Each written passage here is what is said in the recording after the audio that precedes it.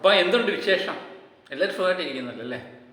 അപ്പോൾ ഇന്നത്തെ നമ്മുടെ വിഷയം എന്ന് പറയുന്നത് നമ്മുടെ സീസൺ 6 മത്സരാർത്ഥിയായ ജാസ്മിൻ ജാഫർ. ജാസ്മിനെ പറ്റി ഞാൻ ഒത്തിരി വീഡിയോ ചെയ്തിരുന്നു. പിന്നെ ഞാൻ വിചാരിച്ചു പോട്ട്, അതിനകത്ത് ബിഗ് ബോസിനകത്തുള്ളത് ജാസ്മിൻ ആയിരിക്കത്തില്ല പുറത്തുള്ളത്. അപ്പോൾ പുറത്ത് വന്നു കഴിയുമ്പം ഒത്തിരി നെഗറ്റീവൊക്കെ കണ്ടു കഴിയുമ്പം അല്പം നന്നാകുമെന്നൊക്കെയാണ് ഞാൻ പ്രതീക്ഷിച്ചത്. പക്ഷേ എനിക്ക് ആകെപ്പാടെ തെറ്റിപ്പോയി. അകത്തുള്ള ആൾ തന്നെയാണ് പുറത്ത്. നെഗറ്റീവൊന്നും എന്നെ ബാധിച്ചിട്ടേ ഇല്ല എന്നാണ് ജാസ്മിൻ കാട്ടിത്തരുന്നത്. കുറച്ച് ദിവസം മുമ്പ് ജാസ്മിൻ്റെ ഒരു ലൈവ് കണ്ടതിനകത്ത് രസകരമായിട്ട് എനിക്ക് തോന്നിയ പല സംഗതികളുണ്ട്. ചായക്കത് തുമ്മിയതാണ് ജാസ്മിന് വൃത്തിയില്ലായ്മയുടെ ആദ്യത്തെ പര്യായമറ്റമായിട്ട് ബിഗ് ബോസിൽ നമ്മൾ പറയുന്നത്. നമ്മൾ പലപ്പോഴും വിമർശിച്ചുള്ള, എനിക്ക് തോന്നുന്നു തുമ്മൽ എല്ലാവർക്കും വരും. എനിക്കതൊരു വലിയ വിഷയമായിട്ട് തോന്നി. തുമ്മൽ എല്ലാ മനുഷ്യനും വരും അല്ലേ? നമ്മൾ വീട്ടിൽ വെച്ച് ചായ എടുത്തിട്ട് തുമ്മിക്കഴിയുവാണെങ്കിൽ ചിലപ്പോൾ നമ്മളങ്ങ് കുടിക്കും, വീട്ടുകാരെങ്കിലും കുടിക്കും. പക്ഷെ അത് ക്യാമറ ഇല്ലാത്തതുകൊണ്ട് പുറത്താരും അറിയുന്നില്ല. ഇപ്പം നമ്മൾ ചിലപ്പോൾ തുപ്പിക്കഴിയുമ്പോൾ ചിലപ്പോൾ അത് മേത്ത് വീണ്ട് കഴിയുമ്പോൾ നമ്മൾ ആരും കാണാതെ ഒന്ന് തുടച്ചു കഴിയും. അതൊക്കെ സർവ്വസാധാരണയാണ്. പക്ഷെ ബിഗ് ബോസിൽ പോകുമ്പോൾ ഇതൊന്നും പറ്റില്ല. കാരണം അത് ക്യാമറയുണ്ട്, നാട്ടുകാർ മൊത്തം കാണുകയാണ്. തുമ്മിയ ചായ കുടിച്ചവരൊക്കെ തന്നെ ആയിരിക്കും മിക്കവാറും എല്ലാവരും. പക്ഷെ ക്യാമറയ്ക്കകത്ത് കണ്ടു കഴിയുമ്പോൾ അത് തന്നെയല്ല, ആ ചായ മറ്റുള്ളവർക്കും കൂടെ കുടിക്കേണ്ട ചായ. അപ്പോൾ നമ്മൾ അല്പം കൂടെ ശ്രദ്ധിക്കണം. എനിക്ക് തോന്നുന്നു തുമ്മിയത് പോട്ടെ എന്നത്. തുമ്മിയതിനേക്കാൾ കൂടുതൽ ഏറ്റവും കൂടുതൽ എനിക്കത് പ്രശ്നമായിട്ട് തോന്നിയത്, തുമ്മിക്കഴിഞ്ഞിട്ടൊരു ഡയലോഗ് പറയുന്നുണ്ട്, ടേസ്റ്റ് കൂടും എന്ന്. സ്വന്തം ചായയാണെങ്കിൽ ടേസ്റ്റ് കൂട്ടി കുടിച്ചോട്ടെ, അത് നമുക്ക് കുഴപ്പമില്ല. പക്ഷെ മറ്റുള്ളവരും കൂടെ കുടിക്കാനുള്ള ചായയാണ് എന്നുള്ളത് അതവിടെ നിൽക്കുന്നു. അപ്പം തുമ്മലിൻ്റെ വിഷയമാണ്. തുമ്മലതൊരു കഴിഞ്ഞത് 2 ദിവസത്തിന് മുമ്പ് ജാസ്മിൻ ലൈവ് വന്നിട്ടുണ്ടായിരുന്നു. ലൈവ് വന്നപ്പോഴും ഈ തുമ്മിയ ചായയെപ്പറ്റി ജാസ്മിൻ ക്ഷമ ചോദിക്കുന്നുണ്ട്. എനിക്കൊരു തെറ്റ് പറ്റിപ്പോയി, അങ്ങനെ ഒരിക്കലും ചെയ്യാൻ പാടില്ല, അത് ഏറ്റവും നല്ല കാര്യം. പിന്നെ പക്ഷെ അത് എനിക്ക് തുമ്മാൻ പറ്റി, ഇത് ഞാൻ അങ്ങനെ പറയരുതാഞ്ഞു എന്ന് പറഞ്ഞുകൊണ്ട് ക്ഷമ ചോദിച്ചു. അത് നല്ല കാര്യമായിട്ട് ഞാൻ പറയുന്നു. അത് കഴിഞ്ഞിട്ട് ജാസ്മിൻ, എനിക്ക് ഏറ്റവും രസകരമായി തോന്നി വേറൊരു സംഗതിയാണ്. ജാസ്മിൻ്റെ കാലയിലെ നഖം കടിച്ചു എന്ന് പറഞ്ഞുകൊണ്ട് ഒരു വീഡിയോ ഒക്കെ അന്ന് വന്നിട്ടുണ്ടായിരുന്നു. അന്ന് നമ്മൾ വിട്ടതാണ്. ജാസ്മിൻ ഇത്ര വൃത്തിയില്ലാതാണോ? നമ്മൾ ഈ കയ്യിലെ നഖം കടിക്കുന്നത്, ടെൻഷനൊക്കെ എടുക്കുക കഴിയുമ്പോൾ സ്വാഭാവികമായിട്ട് നമ്മൾ കയ്യിലെ നഖം കടിക്കും. കടിച്ചൊക്കെ മുറുക്കും. ടെൻഷൻ കൂടുന്നതിനനുസരിച്ച് നമ്മളെ ഈ കയ്യിലെ നഖം ഇങ്ങനെ മുറിച്ചുകൊണ്ടിരിക്കും, കടിച്ച് മുറിച്ചുകൊണ്ടിരിക്കും അല്ലേ? അപ്പം അതൊരു നല്ല ശീലമല്ല എന്ന് തന്നെ ആദ്യമേ പോലെ നമ്മളെ പഠിപ്പിക്കുന്നതാണ്. അധ്യാപകരായാലും വീട്ടിലുള്ളവരായാലും തട്ടിക്കളയും കയ്യെ. കണ്ടു കഴിഞ്ഞാൽ അടങ്ങിയില്ലട കയ്യിലെ നഖം കടിക്കുന്നു എന്ന് പറഞ്ഞിട്ടുണ്ടല്ലേ. എന്നാലും ഈ ടെൻഷൻ കൂടുമ്പോൾ പലർക്കും ഉള്ളൊരു സ്വഭാവം തന്നെയാണ് ഈ കയ്യിലെ നഖം കടിച്ച് കളയുക എന്നുള്ളത്. അത് മിക്കവാറും എനിക്ക് തോന്നുന്നു ഭൂരിപക്ഷത്തിൻ്റെയും അവസ്ഥ അതൊക്കെ തന്നെ ആയിരിക്കാം. പിന്നെ സ്വാഭാവികമായിട്ട് കൈ കടിക്കാത്തവർ കാണും, നഖം കടിക്കാത്തവർ കാണും. അതൊക്കെ അതിൻ്റേതായ രീതിയിൽ പോകും. പക്ഷെ കാലയിലെ നഖം കടിക്കുക എന്ന് പറയുന്നത് ഞാൻ ആദ്യമായിട്ട് കേൾക്കുക. മനുഷ്യരാരെങ്കിലും കാലയിലെ നഖം കടിച്ചു കളയുന്നത് കണ്ടിട്ടുണ്ടോ? ജാസ്മിനോട് ലൈവിൽ ഒരാൾ ചോദിച്ചായിരുന്നു. ലൈവിലും ചോദിച്ചു. പിന്നെ ഈയിടെ ഒരു ഇൻ്റർവ്യൂ ഉണ്ട്, ഇന്നലെ ഒരു ഇൻ്റർവ്യൂ വന്നിട്ട് അതിനകത്തും ചോദിച്ചിട്ടുണ്ട്. ഈ കാലയിലെ നഖം കടിച്ചതിനെപ്പറ്റി ചോദിച്ചപ്പം ജാസ്മിൻ പറയുന്ന മറുപടിയാണ് എന്നെ ആകെപ്പാടെ ഞെട്ടിപ്പിച്ച് കളഞ്ഞത്. അത് രസകരമായൊരു മറുപടിയാണ് ജാസ്മിൻ കൊടുത്തത്. എല്ലാവരും പറയുന്നു കാലിലെ നഖമാണ് ഞാൻ കടിച്ചത്. പക്ഷെ ഞാൻ കാലിലെ നഖമല്ല കടിച്ചത്, തൊലിയാണ് കടിച്ചു കളഞ്ഞത്. നഖമായാലും തൊലിയായാലും കാലിലെ അല്ലേ കടിച്ചത്. ഈ കാലിനൊരു പ്രത്യേകതയുണ്ട്. ജാസ്മിൻ്റെ കാലിൻ്റെ ഏറ്റവും വലിയ പ്രത്യേകത, അവിടെ ചർച്ച ചെയ്ത ചില വിഷയങ്ങളുണ്ട്. എനിക്ക് തോന്നുന്നു ജാസ്മിൻ്റെ ചെരുപ്പില്ലാതെ ബാത്റൂമിൽ പോയി എന്നുള്ളൊരു വിഷയങ്ങളൊക്കെ അവിടെ ചർച്ച ചെയ്തതാണ്. ആ കാല് കടിക്കൂ എന്ന് പറഞ്ഞു കഴിഞ്ഞപ്പോൾ നമുക്ക് സ്വാഭാവികമായിട്ട് തോന്നിയൊരു വികാരമാണ് അയ്യേ എന്നുള്ളത് തോന്നും. വൃത്തിയായ കാലമായിരിക്കും അല്ലേ? ഞാൻ പറഞ്ഞില്ലേ, വീട്ടിൽ ഇരുന്ന് ആരും കാണാതെ കടിക്കുന്നതിന് കുഴപ്പമൊന്നുമില്ല. പക്ഷേ ഈ ആൾക്കാരെല്ലാവരും കൂടെ കാണുക കടിച്ചപ്പോഴാണ് അതും ഒരു വിഷയമായി മാറി. എന്നിട്ട് ജാസ്മിൻ അതിനെ ന്യായീകരിക്കുന്നത് വേറൊരു രീതിയിലാണ്. പിന്നെ ഞാൻ എൻ്റെ കാലയിലെല്ലാം പഴുത്ത് അളിഞ്ഞിരിക്കുകയായിരുന്നു, അപ്പോൾ തൊലി ഇങ്ങനെ ഇരുന്നു, ആ തൊലിയാണ് ഞാൻ കഴിച്ചു കളഞ്ഞത്, എനിക്കങ്ങ് ഭയങ്കര വേദനയായിരുന്നു എന്നൊക്കെയാണ് ജാസ്മിൻ പറയുന്നത്. അപ്പോൾ ഈ ന്യായീകരിച്ച് എനിക്ക് തോന്നുന്നു ആദ്യമേ കാലയിലെ നഖം കഴിച്ചു എന്നുള്ളൊരു പരാതി മാത്രമേ ഉള്ളായിരുന്നു. ഇപ്പം പഴുത്തളിഞ്ഞിരിക്കുന്ന കാലയിലെ തൊലി കടിച്ചു കളഞ്ഞു എന്നുള്ളതായി. അപ്പം ഈ എന്താ പറയുന്നത്, ചിലവർ ന്യായീകരിക്കാൻ ശ്രമിച്ച് അത് കുളമായി മാക്കും. അത് തന്നെയാണ് ജാസ്മിൻ. എനിക്ക് തോന്നുന്നു ജാസ്മിനെ സംബന്ധിച്ച് ഏറ്റവും കൂടുതൽ ഒത്തിരി നെഗറ്റീവുണ്ട്.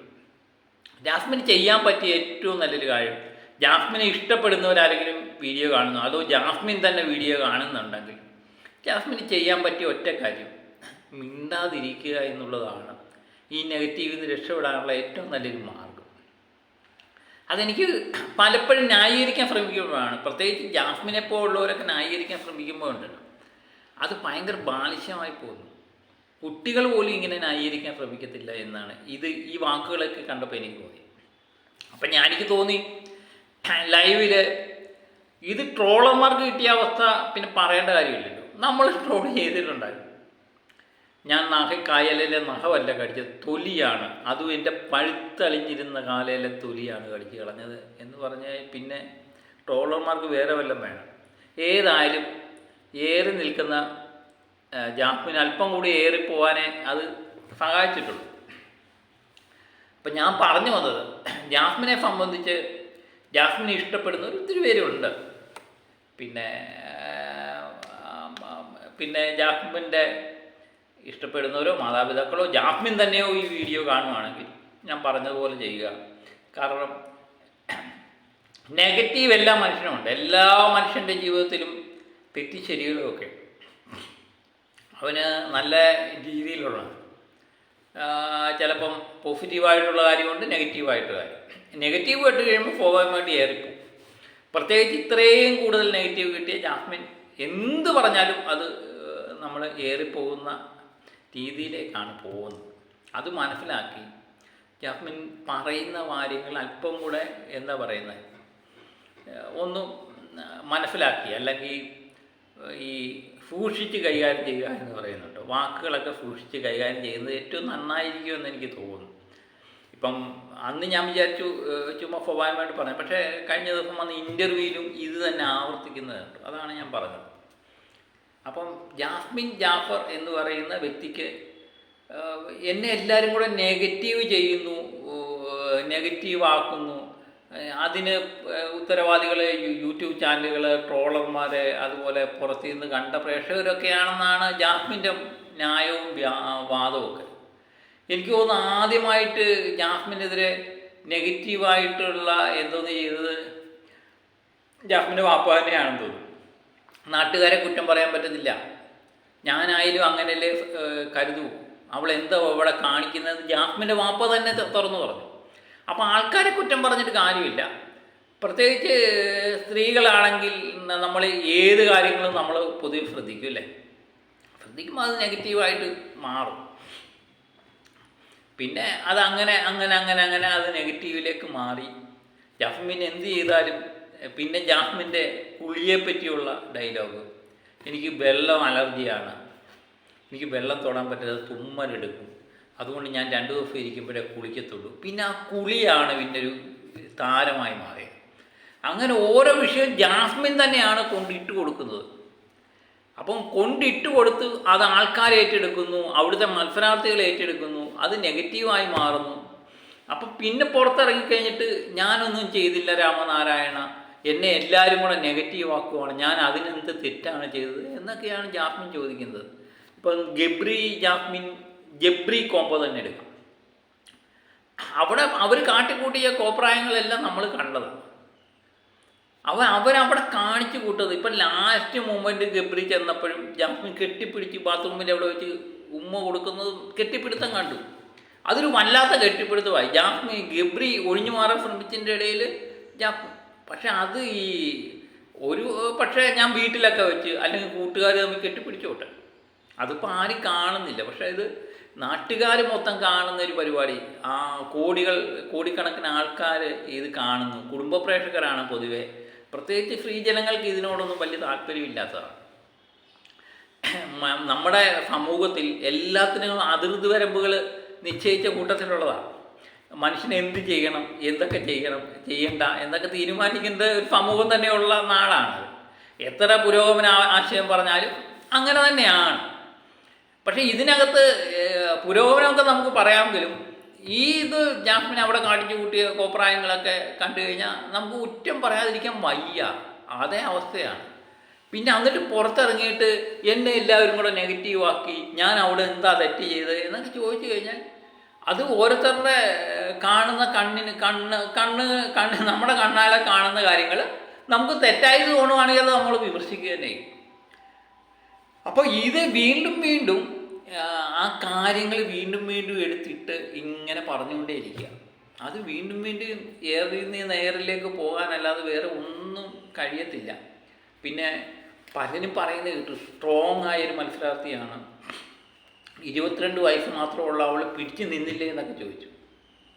എന്ത് പിടിച്ചു നിന്നെന്നാണ് എനിക്ക് മനസ്സിലാകുന്നില്ല. കാര്യം സ്വന്തമായിട്ട് നമ്മുടെ ഓരോ പ്രവൃത്തിയിൽ നിന്ന് നമുക്ക് നെഗറ്റീവ് ഉണ്ടാകുക, അത് നമ്മൾ പിടിച്ചു നിന്നേ പറ്റൂ.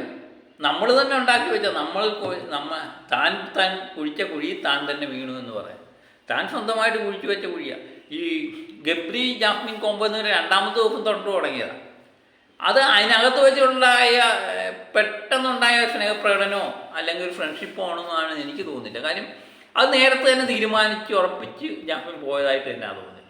അല്ലെങ്കിൽ 2ാമത്തെ ദിവസം ഒരാൾക്കോട് പെട്ടെന്ന് ഇങ്ങനെ സ്നേഹം തോന്നാനൊന്നും സാധ്യതയില്ല.